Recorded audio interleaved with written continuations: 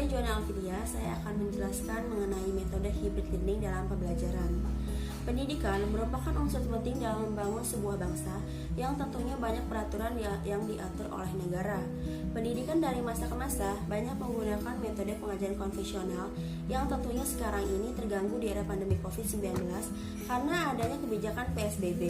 Maka, dari proses pembelajaran yang awalnya tatap muka harus dilakukan secara daring untuk mengurangi risiko penularan COVID-19. Lalu, bagaimana sih konsep hybrid learning ini? Ya, hybrid learning itu merupakan pembelajaran yang dikelola oleh pendidik dengan cara mengkombinasikan antara pembelajaran tatap muka dan pembelajaran online dengan proporsi konten secara online adalah 30-79%, yang proporsi konten substansional dan diskusi itu disampaikan dalam jaringan, yaitu online, sehingga mengurangi jumlah pertemuan tatap muka. Hybrid learning ini dapat membawa perubahan besar dengan adanya materi pembelajaran yang sengaja dirancang, dikembangkan, dan dibagi kepada orang-orang yang ingin mengaksesnya, tetapi memiliki keterbatasan yang mempengaruhi proses pembelajarannya. Konsep hybrid learning ini mempunyai 3 dasar, yaitu pedagogi, teknologi, dan teknik pembelajaran. Lalu, menurut Brock pada tahun 2015, model hybrid learning terdiri dari yang pertama yaitu rotation model, di mana peserta didik melakukan banyak aktivitas dari tempat yang berbeda, di mana model ini dibagi menjadi 4, yaitu station rotation, individual rotation, lab rotation, dan flip classroom. Lalu model yang kedua yaitu flag model, di mana peserta didik belajar dalam ruang kelas dengan alat pembelajaran secara online sebagai tulang punggung pembelajaran, dengan peserta didik memberikan bantuan jika diperlukan.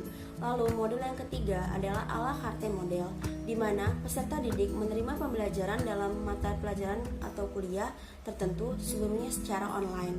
Lalu model yang terakhir yaitu enriched virtual model, di mana peserta didik harus mengikuti pembelajaran tatap muka dengan pendidik, kemudian menyelesaikan mata pelajarannya di luar ruang kelas atau luar sekolahnya. Ada 5 alasan mengapa perguruan tinggi menggunakan metode pembelajaran ini.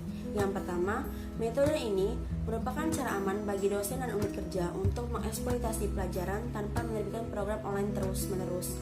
2.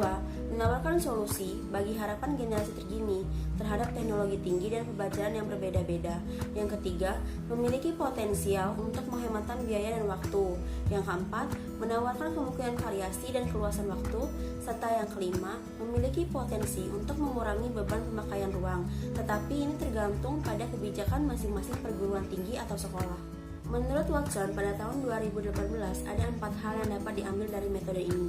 Yang pertama, tidak terdapat batasan yang kaku antara sepenuhnya pembelajaran tatap muka dengan sepenuhnya pembelajaran online.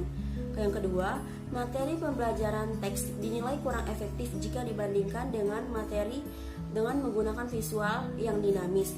Yang ketiga, karena hybrid learning tergantung pada level komunikasi berbasis jaringan atau online, maka hybrid learning ini tergantung pada sistem manajemen kelasnya. Kehadiran perangkat lunak yang mengelola kelas dapat menjadi karakteristik pembeda antara kelas campuran dan kelas tatap muka yang menggunakan sedikit elemen pendukung secara online. Yang keempat, perlu adaptasi akibat perbedaan cara penyampaian materi dalam belajar online maupun tatap muka. Menurut Charman, metode pembelajaran ini mempunyai 5 unsur, yaitu yang pertama, peristiwa langsung atau live events, di mana para peserta didik secara sinkron berpartisipasi dalam waktu yang bersamaan. Lalu yang kedua, ada belajar mandiri atau self-paced learning, di mana pembelajaran yang dilakukan oleh peserta didik sendiri ini dilakukan dalam waktu yang tidak bersamaan dengan pembelajaran tatap muka. Yang ketiga, kolaborasi atau collaboration, di mana peserta didik dibantu untuk belajar secara tuntas dalam penyelesaian masalah oleh pendidik. Yang keempat, yaitu penilaian atau assessment, di mana ini merupakan pengukuran pengetahuan peserta didik dalam pembelajaran ini. Yang terakhir yaitu materi pembelajaran atau reference material. Dapat disimpulkan, metode pembelajaran ini adalah pembelajaran yang mengkombinasikan antara tatap muka, belajar mandiri, serta belajar mandiri secara online. Model ini cukup bagus untuk diterapkan pada masa pandemi COVID-19. Tetapi sebenarnya, masalah pemilihan model, metode, dan media pembelajaran harus dipikirkan dan dipersiapkan secara matang, terutama tentang apa yang dibutuhkan peserta didik, baru disesuaikan dengan kondisi lapangan, kompetensi, dan ketersediaan media yang ada. Sekian penjelasan saya mengenai metode pembelajaran hybrid learning. Terima kasih.